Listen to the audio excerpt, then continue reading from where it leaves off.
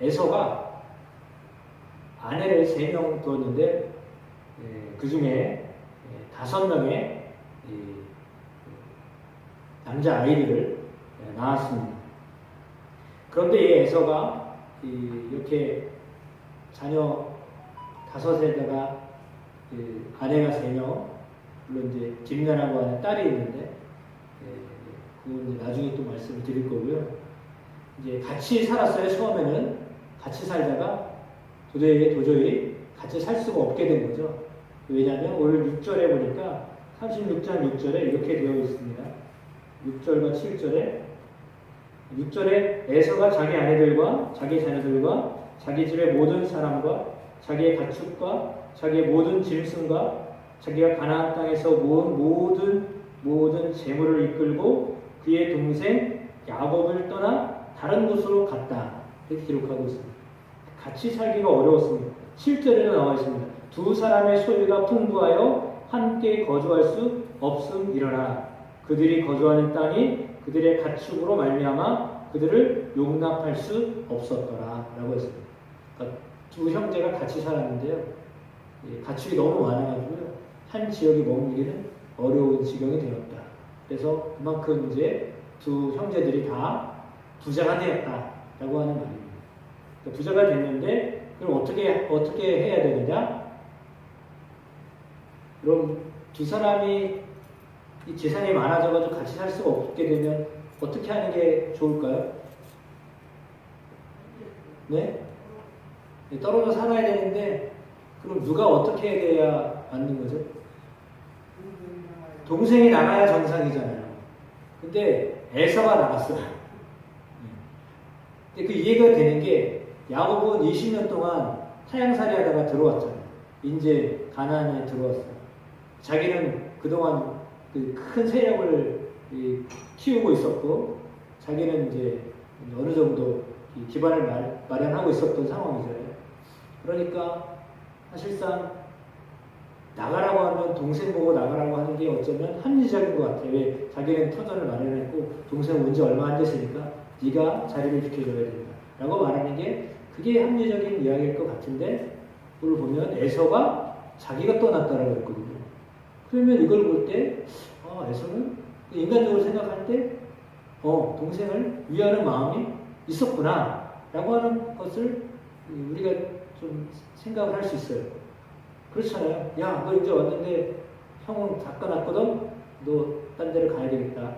이렇게 말을 해도 실은 큰 문제가 안 생기는데 자기가 기반을 닦아놓고 있었는데 이제 가겠다고 그렇게 됐습니다. 그래서 에서가 먼저 다른 곳으로 떠났다. 이렇게 말씀을 하고 있습니다. 그런데 동생을 위한 마음이고 또 그런 마음, 자기의 또 가축을 위한 마음이라는 것은 이해는 되는데 그러나 이것이 하나님의 관점에서 볼 때 하나님은 아브라함에게 이삭에게 가나안에 머물라고 했거든요. 그러니까 힘들어도 거길 떠나지 말아라 라고 했어요. 근데 지금의 경우는 힘든 것보다는 사실은 부유해지고 좋아졌기 때문에 이제 조금 다른 지역으로 가나안의 또 다른 지역으로 갈 수도 있는데 지금 그렇지 않냐고요. 세일산으로 가게 돼요. 뒤에 보면 세일산으로 가게 되는데 그거는 에서가 결정을 해서 나간 거예요. 그러면 왜 이런 결정을 했을까라고 하는 게 사실은 이제 질문을 해야 되는 거죠. 왜 그렇게 멀리, 더군다나 가까이도 아니고 멀리 왜 그렇게 가려고 했을까라고 하는 것입니다. 그 정확하게 알 수는 없는데 그러나 의미적으로 볼 때는 우선 하나님이 아브라함에게 약속하셨던 그 약속의 땅을 떠났다는 것에 있어서는 어떤 연유가 됐든지 잘못된 선택을 한 거예요. 그러니까 너 여기서 살아야 돼. 하나님이 가나안 땅을 너에게 주셨어. 내가 너에게 이 땅에서 머물라고 했다. 그럼 너는 이 땅이 어려워도 힘들어도 이 땅을 지켜야 된다. 라고 하셨다면 실은 그 땅이 어떤 상황이 되든지 지켜야 될 거 아니에요. 그럼 사실은 이 말씀은 이삭에게 아브라함에게 주셨고 이삭에게 주셨던 말씀인데 사실 그 말씀은 동일하게 후손들에게도 주신 말씀이란 말이에요. 그러면 그 말씀을 자기 아버지를 통해서 이삭을 통해서 받았을 건데 그런데 에서는 그렇지 아니하고요.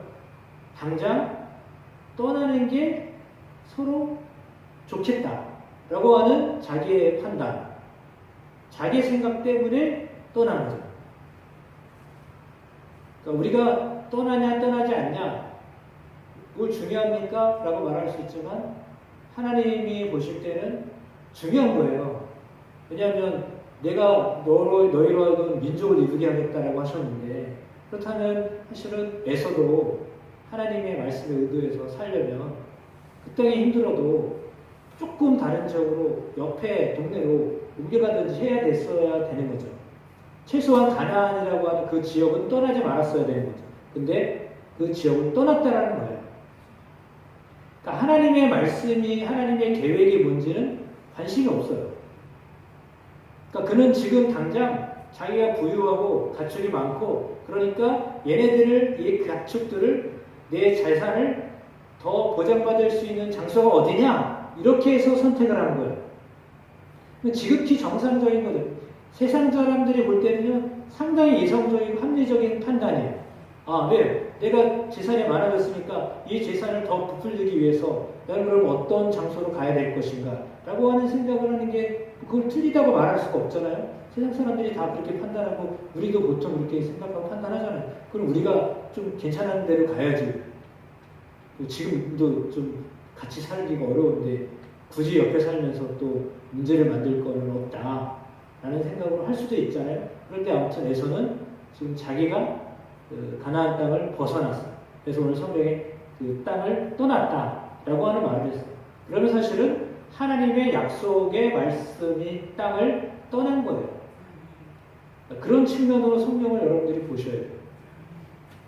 그러니까 우리가 세상을 살아가면서 결정을 하면서 머물며 떠나는 일에 대해서도 아유 이 동네 나를 잘 받아주니까 내가 이 동네에 그냥 살아야 되겠다. 그게 아니라요.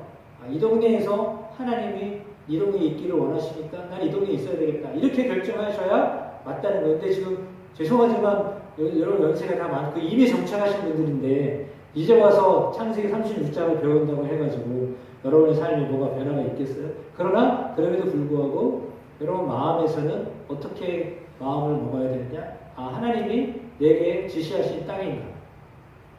항상 질문하셔요. 물었다고 그랬잖아요. 이삭이 여호와께 여짜오되 이렇게 물었다고 그랬죠. 저들이 싸운다는데 어떻게 하면 좋겠습니까? 라고 물었다고 했듯이 지금 에서도 싸울 수 있는 상황이 된 거잖아요. 서로 이렇게 같이 살다 보니까 힘들어진 상황이 된 거예요. 그러면 그때도 사실은 물었어야 되는 거죠.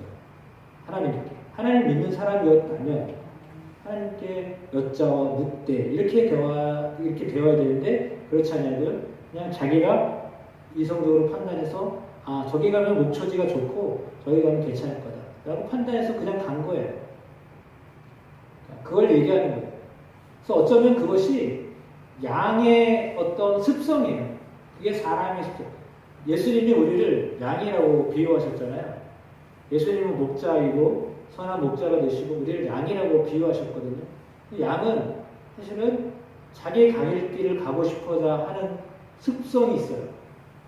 그러니까 자기가 가고 싶은 대로 가려고 하는 습성이 양에게 있어요. 그래가지고 그 양에게는 뭐가 필요하냐면 막대기가 필요해요.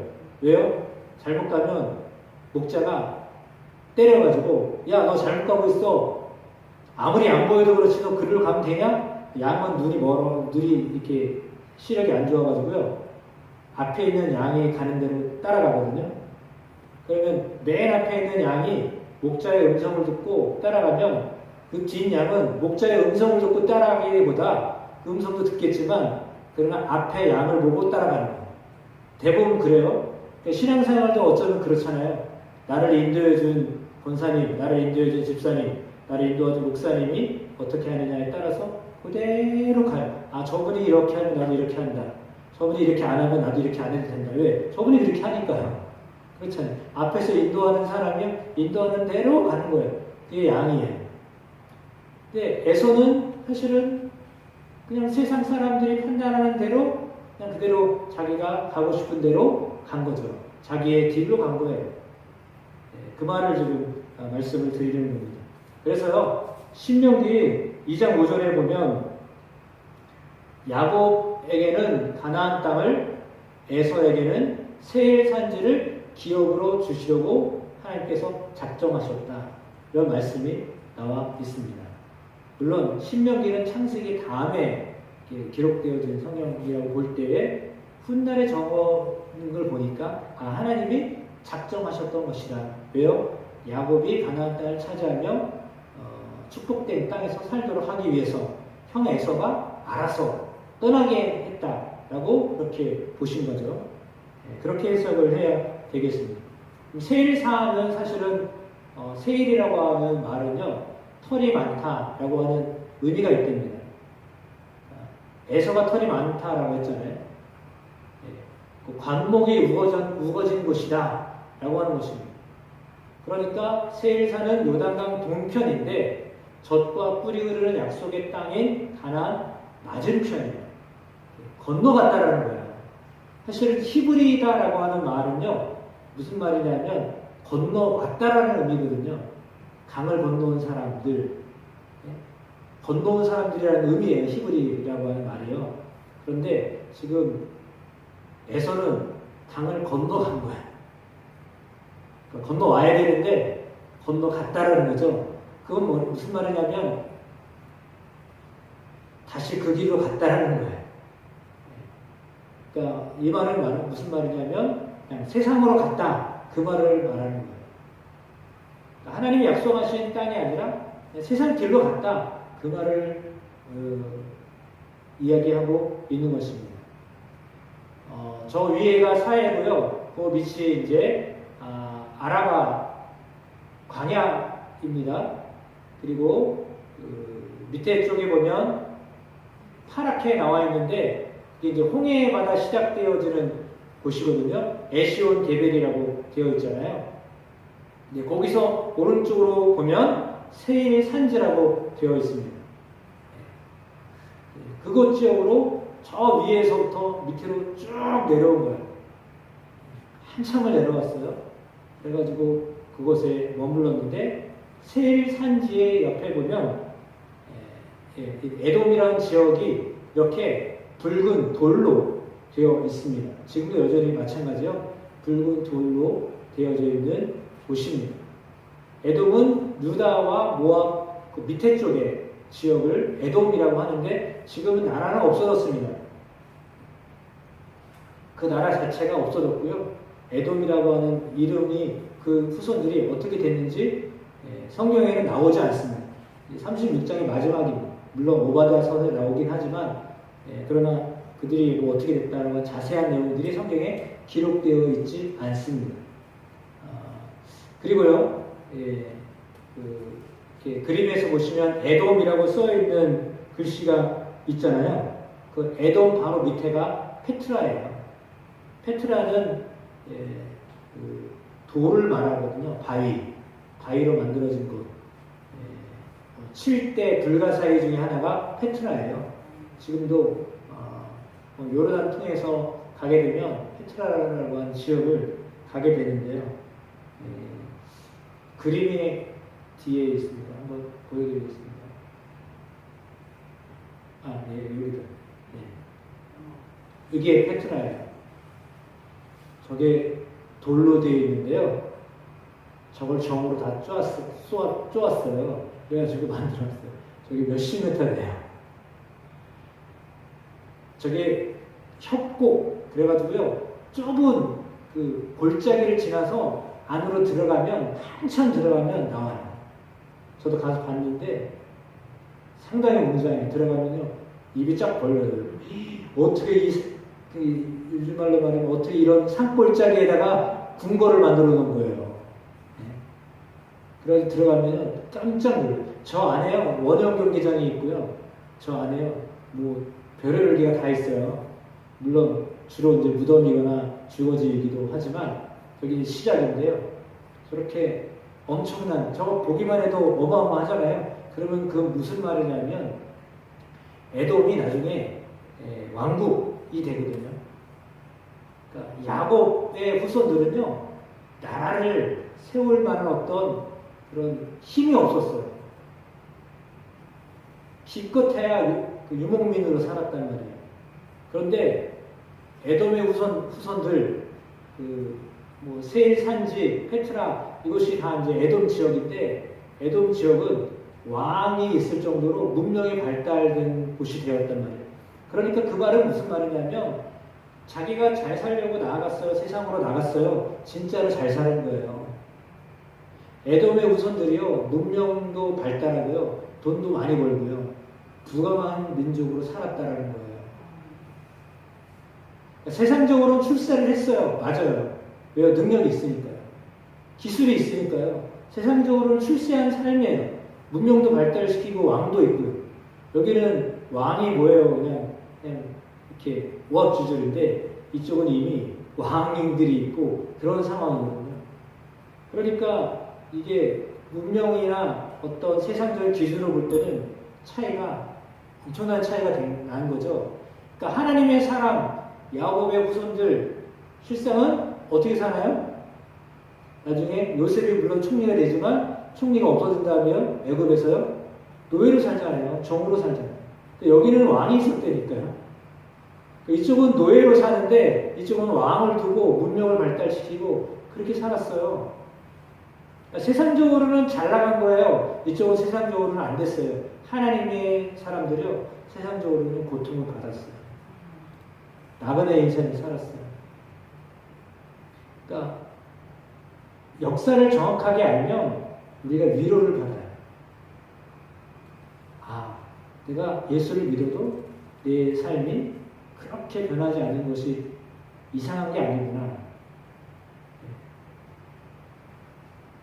근데 그 전에 우리에게 옛날에 부흥사들이나 조금 뭐라고 그러죠? 그 시대에 맞게 복음을 전해줬던 분들이 예수 믿으면 잘 된다. 예수 믿으면 부자 된다. 그 말을 하고 들었던 시대는 70년대, 80년대잖아요. 그때는 왜냐하면 경제가 성장하던 시대예요. 그때는 정말 물불 안 가리고 밤새 가면 일했고 막 이런 시대였잖아요. 그럼 진짜 하는 것마다 잘 됐던 시대예요. 근데 지금 시대가 그런가요? 지금은 일을 안 하려고 그래요. 젊은 사람들이요, 일거리가 있어도 그거는 나하고 안 맞는다고 안 해요, 일을. 골라서 가려고 그래요. 차라리 놀점정 내가 그런 일을 안 한다. 미안하지만 그딴 일은 안 한다. 이렇게 생각하고 그 지저분하고 힘들고 어려운 일들은 안 하려고 그러잖아요. 그 외국인 노동자들이 들어와서 하는 거 아니에요. 우리가 할 거를 그들이 와서 해주는 거 아니에요. 그러니까 어느 정도 살 만큼 되니까 복지가 되고 뭐 뒷받침 되니까 그런 거지. 이게 시대가 달라서 좀 그렇습니다. 근데 아무튼 하나님을 믿는다라고 해서 무조건 잘 되는가? 그건 아니에요. 그러니까 그것에 대해서 여러분의 생각, 인식을요 정확하게 가지고 계셔야 돼요. 아, 하나님을 믿으니까, 내가 예수를 믿으니까, 물론 요한일서 말씀에 내 영혼이 잘되는 같이 강건하고 범사에 잘되길 원한다. 원한다라고 하는 기도예요. 예. 그러니까 우리가 잘되기를 원하는 거, 물론 그건 하나님이 원하시는 거죠. 우리가 다 잘되기를 원하는 거 하나님이 원하시는 것인데, 그렇지 않더라도 예를 들어서 내가 예수를 믿고 내가 하나님을 섬기고 교회를 다니는데도 불구하고 내 삶이 오히려 거꾸로 돌아가는 것 같다. 예전이 더 좋았던 것 같은데 지금 내 삶은 왜 이렇게 힘들고 어렵지? 라고 생각되어질 수 있는 그런 마음이 여러분 가운데 설령 든다 할지라도, 왜냐하면 이거는 상대적으로 생각할 때 그런 거예요. 상대적으로 생각할 때 예수 믿는 사람들 또 그다지 그렇게 뭐 잘 사는 것 같지도 않고 또 세상 사람들이 더 출세도 잘하고 그렇잖아요. 돈 많은 사람들이 애들도 잘 키워가지고 좋은 학교 보내고 좋은 직장 보내고 유학도 보내고 이렇게 하는데 그건 전혀 어떻게 보면 왜 그러나 이렇게 생각할 정도로 아무튼 세상이 판단하는 것과 또 하나님을 믿는 사람들의 어떤 삶의 모습하고는 어떻게 보면 반대가 돼야 될 것 같은데 그렇지 않거든요. 그래서 이걸 그러면 어떻게 해석을 해야 될까? 현상이잖아요. 현실이잖아요. 이 현실을 어떻게 받아들여야 될까? 더군다나 에돔이라고 하는 이 족속은 오른쪽에 있는 사람이 하만이고요. 왼쪽에 있는 사람이 헤롯이에요. 두 사람은 다 유대인들을 괴롭혔던 사람들이에요. 괴롭혔던 사람들인데 오른쪽에 있는 하만이라는 사람은 아말렉 족속이에요. 아말렉 족속은요, 에돔의 후손이에요. 근데 하나님은 에돔 유대인을 향해서 너희가 에돔 족속 너희 형제니 저들을 미워하지 말아라. 하나님 그랬어요. 너희를 괴롭히겠지만 그러나 저들을 미워하지 말아라. 형제다. 절대 미워하면 안 된다. 라고 말씀하셨거든요. 그런데 미워할 짓을 해요. 그렇게 깐족거리고.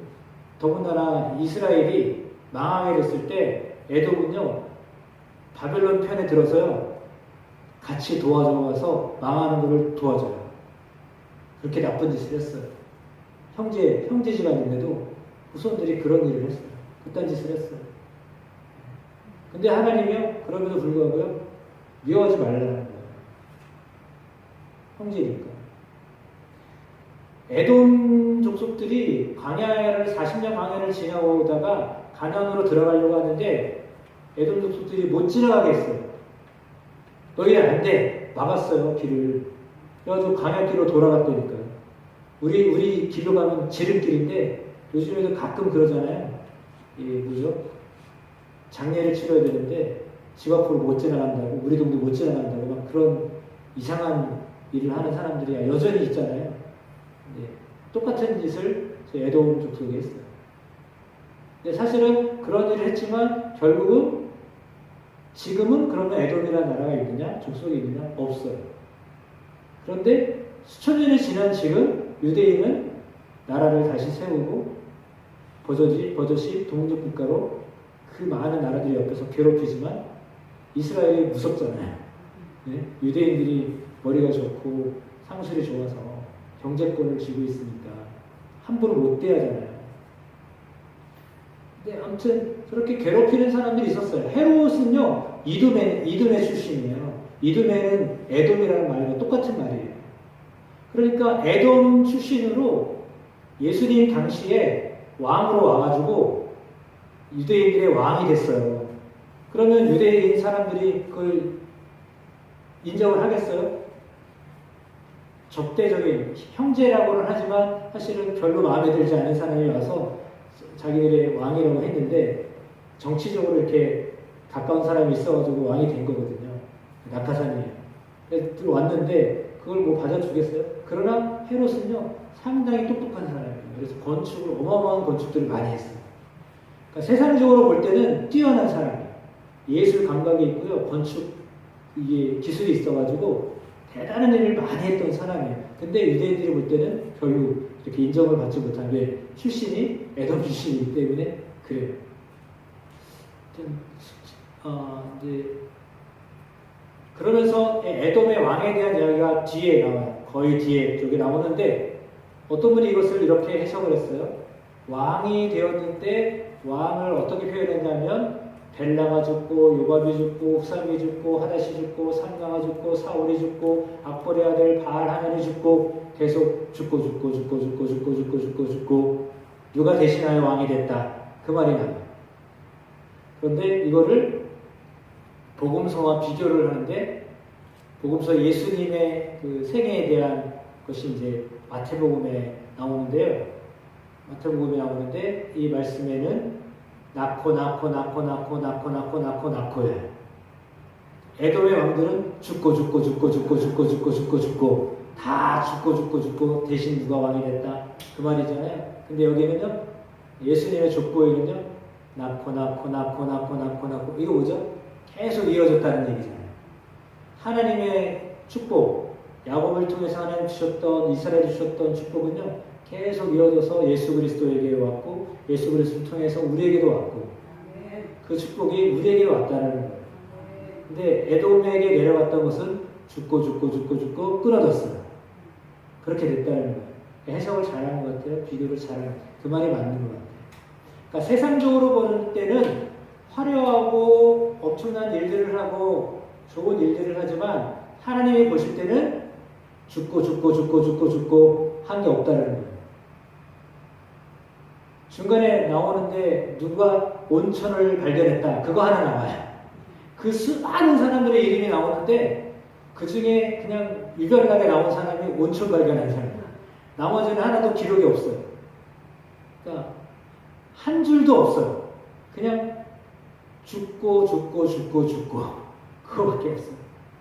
그러니까 세상적으로 볼 때는 뛰어난 일을 했는지 몰라요. 하나님 보실 때는 그냥 죽고 죽은 거야. 의미가 없다라는 거죠. 그러나 하나님 보실 때는 예수 그리스도의 조상들이 정말로 힘들고 어렵게 살았어요. 예수님 아버지, 육신의 아버지 요셉 뭐로 살았어요? 예? 목수로 살았어요. 가장 가난하게, 찢어지게 가난하게 목수로 살았어요. 예수님의 아버지가 목수로 그때 예수님도 목수였어요. 엄청 가난하게 살았어요. 얼마나 가난하게 살았으면 예수님이 베들레헴 갔는데 애를 낳는데 예? 방 하나 못 구해가지고 마국간에서 태어나시게 말이 돼요. 하나님의 아들인데 그렇게 태어나시고 그렇게 사셨다니까요. 그러니까 세상적으로 볼 때는 세상 사람들이요 지혜도 있는 것 같고요 능력도 있는 것 같고요 문명도 발달시키고요 뛰어난 것 같아요. 왕도 되고요 제도도 만들고요 뭐 이런 것 같아요. 근데 하나님 보실 때는 죽고 의미 없다라는 거예요. 하나님 보실 때 의미 있는 사람은요 그리스도가 그 안에 있는 사람이에요. 여러분 안에 예수 그리스도가 계시면 여러분은 살아있는 사람이에요. 내가 어떻게 사는지 주일날도 제가 말씀드렸잖아요. 그 말은 그거예요. 내가 어떻게 사는지 내가 배를 골며 살든지 내가 배불러서 두드리고 살든지 내가 가난하게 살든지 내가 부유하게 살든지 그걸 얘기하는 거예요. 내가 어떻게 살든지 그래도 열심히 살든지 뭐 게으르게 사는 그 말이 아니라 내 삶의 현상이 어떤 삶이든지 어떻게 사는지 그거 하고 내가 예수를 믿는 것과는 어떻게 보면 사실상은 큰 그 의미 없어요. 주일날에 제가 말씀드렸잖아요. 부자가 천국에 갔나요? 거지 나사로가 천국에 갔다니까요. 어떻게 사느냐가 중요한 게 아니라 예수가 그 안에 계시냐 예수 때문에 소망이 있고 사느냐 비록 내가 지금 가난하게 살고 어렵게 살아도 예수가 있어서 천국을 바라보며 사느냐 희망을 가지고 사느냐 끝까지 그 희망으로 사는 거예요. 그 꿈으로 사는 거예요. 내가 하나님의 자녀로 산다 라고 하는 그 자긍심으로 사는 거예요. 내가 하나님의 자녀다라고 내가 이렇게 살지만 하나님의 나라에서는 나는 대접받는 사람이다. 내가 하나님의 자녀야 라고 하는 그 자아 정체성으로 사는 거예요. 이 땅에서의 삶의 모습이 내 자아 정체성이 아니라요. 하나님의 나라에서 영원토록 어떻게 살 것인가가 자아 정체성이에요. 암의 의사가 거짓고루라고 돌아다녀도 마패를 들고 다니잖아요. 사람들이 볼 때는 아이고 어떻게 저렇게 사나 라고 하는데 그는 마패를 들고 다니잖아요. 그러면 암의 의사 출도요 하면 완전히 싹 바뀌는 거예요. 주님이 오시면 우리의 삶은 완전히 달라지는 거예요. 최소한 그것에 대한 그 믿음으로 사셔야 돼요. 아, 내가 내 삶이 나를 말하는 게 아니구나. 내 통장의 잔고가 나를 말해주는 게 아니라 내가 하나님의 자녀다라고 하는 것이 나를 말해주는 거예요. 하나님이 나를 어떻게 보시느냐가 중요한 거예요. 출애굽기 17장 14절에 보면 이렇게 되었습니다. 앞에 아말렉에 대한 이야기를 했는데 여기 이렇게 되어 있죠. 여호와께서 모세에게 이르시되 이것을 책에 기록하여 기념하게 하고 여호수아의 귀에 외워 들리라. 내가 아말렉을 없이하여 천하에서 기억도 못하게 하리라. 아말렉이 이스라엘을 괴롭혔던 민족인데 하나님이 여호수아에게 모세를 통해 하셨던 말씀이에요. 내가 아말렉을 없이하여 천하에서 기억도 못하게 할 것이다. 그러니까 당장은 괴롭힘을 당하고 어려움을 당하고 힘겨운 삶을 살게 한 사람들이에요. 그런데요, 하나님이 기억도 못하게 하리라 라고 하셨듯이 그 후손들은 진짜 세상에 기록에도 안 남아있어요. 그러니까 당장 내 삶에 어떤 일을 하나님이 하셨는가? 그게 중요하지 않냐고요. 하나님이 우리의 삶을 언제까지 어떻게 이끌어 가시는가 라고 하는 것이 중요합니다. 저나 여러분이나 세상을 살면서 어쩌면 에서처럼 사냥도 잘하고 여자들한테 인기도 있고 그래서 어디 가도 척척 일을 해낼 수 있고 그런 사람으로 사는 게 아니라 사실 야곱은 집에 머물고 있고 여자 같고 힘도 없고 그런 사람이었잖아요. 그리고 날마다 핑계만 대잖아요. 네가 너네들 때문에 못 살겠다. 자식들 핑계대고 그렇게 살아요. 얼마나 힘이 없으면 자식들 핑계대고 살아요. 그렇잖아요. 야곱이 그렇게 살았어요. 근데도 하나님이 그 야곱을 믿음의 조상이 되게 하셨거든요. 그의 삶은요, 사실은 만만한 삶이 아니었어요. 그가 말하는 대로 정말 고통스럽게 살았어요. 죽을 때까지 그랬어요. 그는 늘상 고민이 있었어요. 자녀가 많았기 때문에. 그 어려움이 많았어요.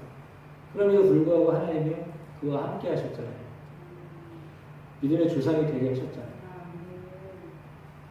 그러니까 여러분 안에 예수 그리스도가 함께 하시면 이 땅에 어떤 삶의 형태를 띠고 살고 있든지 그것이 여러분을 말하지 않아요.